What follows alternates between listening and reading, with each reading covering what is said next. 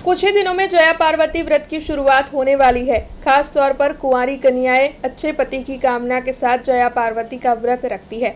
5 दिनों तक ये व्रत चलता है। तब उससे पहले जवारे उगाए जाते हैं। तब वडोदरा के बाजारों में इस वक्त जवारे की बिक्री शुरू हो चुकी है। 5 दान से ये जवारे तैयार किए जाते हैं। वडोदरा के व्यापारी है राकेश भाई प्रजापति, जो हर साल जवारे की बिक्री करते हैं। तब उनकी ओर से ये बताया गया है कि इस साल भी जवारे के दाम में कोई खास बदलाव नहीं किया गया है, लेकिन ग्राहक जवारे की खरीदारी के लिए उमड़ रहे हैं। हाँ, હવે નજીકના દિવસોમાં ગૌરી વ્રતનો પ્રારંભ થઈ રહ્યો છે। એ નાની નાની છોકરીઓ બાળિકા પોતાનો પતિ સારો મળે, વર સારો મળે એ માટે ગૌરોનું વ્રત કરતી હોય છે। હવે એક જમાનો હતો કે ઘરે ઘરે જો ગૌરો તૈયાર વાવતા હતા। હવે જમાનો એવો આવી ગયો છે કે તૈયાર મળતી થઈ ગયો છે। ઘણો ક્રેઝ સારો છે। હવે અમે છે ને ગૌરો જે વાવતા વખત અમે 5 ધાનનો ઉપયોગ કરતા હોય છે। એમાં જે કે ઘઉં છે, જવ છે, તલ છે, વાલ છે, એવી રીતે ઉપયોગ કરીને જવારા ઉગાવતા હોય છે।